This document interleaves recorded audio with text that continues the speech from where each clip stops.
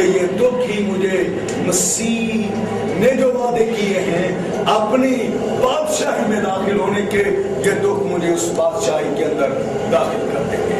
اس لیے میں آپ کو کہنا چاہتا ہوں، ہمارے لیے حوصلہ اور دلیری کی بات یہ ہے کہ ہمیں دکھوں میں خوف نہیں کھانا، ہمیں دکھوں میں مایوس نہیں ہونا۔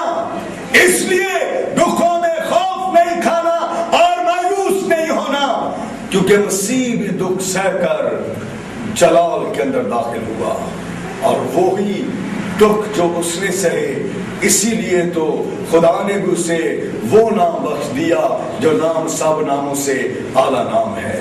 آپ ایماندار ہوتے ہوئے، مسیح کے لوگ ہوتے ہوئے، دکھ کو سزا نہ سمجھیں بلکہ اپنے لیے اعزاز سمجھیں، اور یہ اعزاز بھی ہے کہ دکھوں میں ہمارا یسوع جو ہمارا مددگار ہے وہ سدا ہمارے ساتھ رہتا ہے۔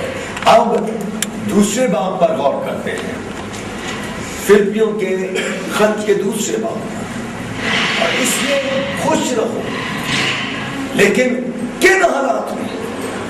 یہاں پر دوسری بات جو ہے، خدمت میں خوش رہو۔ خدمت کے لیے جو لفظ آیا ہے اس کا مطلب ہے دوسروں کی حمایت کرنا، دوسروں کی مدد کرنا، دوسروں کی طرف دھیان دینا، دوسروں کی طرف توجہ کرنا۔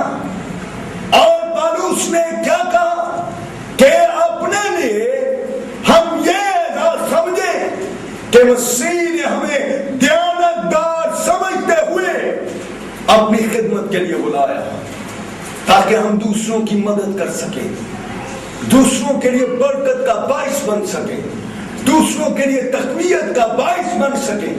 اس لیے ہمیں یاد رکھنا ہے کہ خدمت بھی جب ہم نے کرنی ہے تو وہ بھی خوشی کے ساتھ، کیونکہ جب ہم خوشی کے ساتھ مسیح کی خدمت کو سر انجام دیں گے تو خدا کی برکت ہمارے وسیلہ سے ظاہر ہوگی۔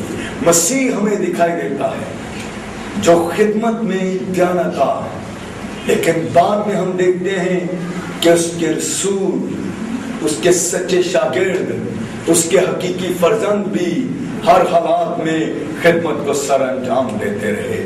اور ان میں سب سے بڑی مثال مسیح کے بعد جو ملتی ہے وہ پالوس کی ہی ہے۔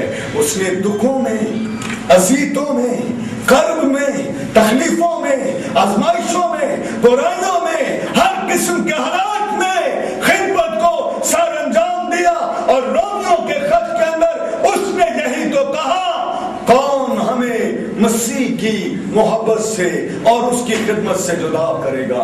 نہ تنگی، نہ کال، نہ خطرہ، نہ ننگا پن، نہ تلوار، کوئی بھی حالات اس کی خدمت کو اس سے دور نہ کر سکے۔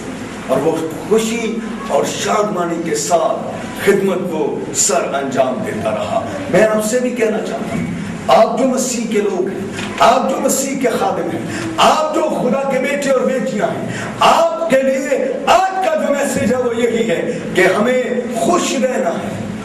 کن حالات میں؟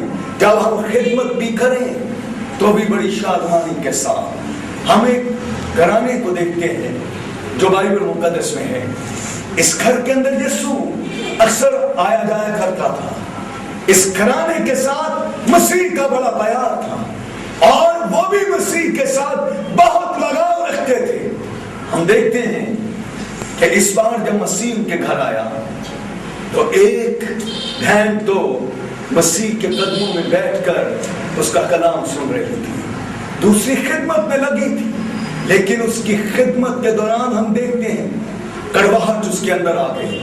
اور وہ ہر بار جب دیکھتی مریم کو جا کر کہ وہ تو قدموں کے پاس بیٹھ کر کلام سن رہی ہے، اور آخر کار ہم دیکھتے ہیں کہ وہ مسیح کے پاس اس کو آ کر کہتی ہے کہ اس کو بھی میرے ساتھ بھیج تاکہ یہ بھی میری مددگار ہو سکے۔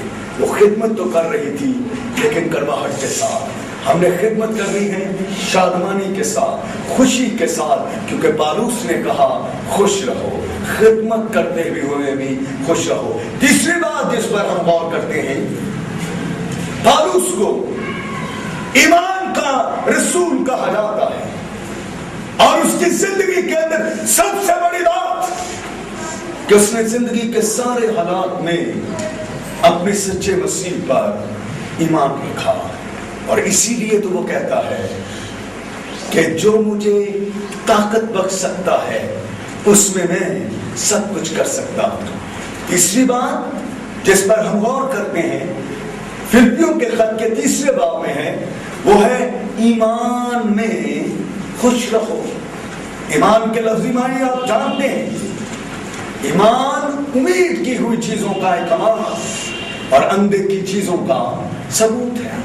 جو چیزیں آپ کو نظر نہ آئیں، جو چیزیں آپ کو دکھائی نہ دیں، ایمان یہ ہے کہ خدا میرے لیے سب کچھ کرنے پر قادر ہے۔ اور پالوس کی زندگی میں ہم دیکھتے ہیں کہ وہ ایمان پر قائم رہا اور پوری عمر اس نے ایمان کے ساتھ زندگی گزاری، اور یہاں پر وہ کہتا ہے میں نشان کی طرف دوڑا ہوا جاتا ہوں، کیونکہ وہ ایمان پر قائم ہے۔ آج میں آپ کو کہنا چاہتا ہوں، اگر آپ اپنی زندگی کے اندر شادمانی چاہتے ہیں تو ایمان پر قائم رہیں۔ آپ کے حالات برے ہو سکتے ہیں، آپ کی مخالفت ہو سکتی ہے، آپ کمیوں کا شکار ہو سکتے ہیں، بہت سی آزمائشوں میں آپ بڑے ہو سکتے ہیں، لیکن جب آپ ایمان میں زندگی گزاریں گے تو خدا کے کلام میں یہ بھی بات درج ہے کہ ایمان لانے والوں کے درمیان معجزے بھی ہوتے ہیں، اور جو ایمان رکھتا ہے خدا اس کو شرمندہ ہونے نہیں دیتا، کیونکہ خدا کے کلام میں درج ہے کہ میرا راست باز بندہ اپنے ایمان سے جیتا رہے گا۔ بائبل میں بہت سارے لوگوں کے ایمان کا ذکر ہے، لیکن 3 دوست، 3 خدا کے سورواں، 3 خدا کے حقیقی پرستار جو ہمیں دانیل کی کتاب میں دکھائی دیتے ہیں، ان کا ایمان بڑا خوبصورت ہے۔ اس وقت بادشاہ نے آرڈر کیا کہ میری مورتی کو سجدہ کرو، اور جو سجدہ نہیں کرے گا وہ آگ کی بھٹی کے اندر ڈالا جائے گا۔ آپ جانتے ہیں جو کچھ ان کے ساتھ ہوا کہ سارے لوگوں نے سجدہ کیا، لیکن یہ تینوں ایمان پر قائم تھے، اور انہوں نے بادشاہ کے سامنے ایک اعلان کیا، اے بادشاہ ہم اس امر میں تجھے جواب دینا نہیں چاہتے، ہمارا خدا ہمیں آگ کی بھٹی میں سے بچانے پر بھی قادر ہے۔ اور آپ جانتے ہیں کہ خدا نے ان کو بچایا، اور صرف بچایا ہی نہیں بلکہ خدا خود ان کی مدد کے لیے اس آگ کی بھٹی کے اندر اتر آیا۔ جب بادشاہ دیکھنے کے لیے آیا تو بادشاہ نے کہا کتنوں کو پھینکا تھا؟ ان کا پھینکا 3 کو، پھر یہ چوتھا کون ہے جس کی صورت الہ زادے کی طرح ہے؟ آپ ایمان پر قائم رہیں، خدا آپ کو کبھی شرمندہ نہیں ہونے دے گا۔ آپ ایمان پر قائم رہیں، آپ کے سامنے سے خدا ہر قسم کی مخالفت کو ختم کر دے گا۔ آپ ایمان پر قائم رہیں، آپ کے لیے خدا آپ کی بھٹیوں میں بھی اتر کر آپ کی مدد کرے گا اور آپ کو شادمانی اور برکت عطا کرے گا۔ چوتھی اور آخری بات وہ ہے دینے میں خوش رہو۔ اور اس نے کہا خوش رہو، دکھوں میں خوش رہو، خدمت میں خوش رہو، ایمان میں خوش رہو، اور آخری بات جو ہے وہ دینے میں خوش رہو۔ آج مسیحی کلیسیاں اس لیے کمزور پڑتی ہیں، آج اس لیے وسائل کی کمی آتی ہے کہ ہم ہمیشہ دوسرے لوگوں کی طرف اپنی نگاہوں کو لگاتے ہیں، ہم دوسرے باہر کے ہاتھوں کو دیکھتے ہیں جو ہماری مدد کے لیے آئیں گے، لیکن بائبل مقدس کو جب ہم پڑھتے ہیں تو بائبل مقدس میں یہ لکھا ہے کہ خدا خوشی سے دینے والوں کو عزیز رکھتا ہے، اور ہم نے جب خدا کے لیے دینا ہے تو بھی خوشی کے ساتھ۔ اور آپ جانتے ہیں کہ خدا تو وہ خدا ہے کہ خادم نے کہا آپ خدا کے حضور ایک چمچہ بھر کر دیں، خدا آپ کو بیلچہ بھر کے لوٹائے گا۔ لیکن ہم اپنے حالات کو دیکھتے ہیں، اپنی غربت کو دیکھتے ہیں، اپنی کمزوریوں کو دیکھتے ہیں، اور ہم تو یہ تصور کرتے ہیں کہ ہمارے وسائل بہت کم ہیں، ہم کس طرح دیں. لیکن میں یہاں یہ نہیں کہنا چاہتا ہوں غربت خدا کو دینے میں کوئی رکاوٹ نہیں ہے، کیونکہ ہم دیکھتے ہیں کہ اس بیوہ نے 2 ہی دمڑیاں دی جو مسیح کی نگاہ میں سب سے زیادہ تھی، کیونکہ جو کچھ اس کے پاس تھا اس نے وہی خدا کو نظر کر دیا، کیونکہ وہ اس بات کو جانتی اور مانتی تھی کہ میں نے تو خدا کو سب کچھ دے دیا ہے، اب آگے خدا ہی میری فکر کرنے والا خدا ہے.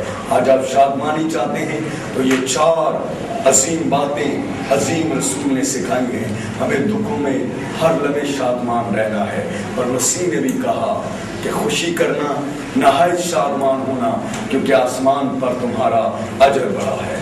خداوند آپ کو برکت دے اور آپ کو حقیقی شادمانی اور اطمینان سے نوازے.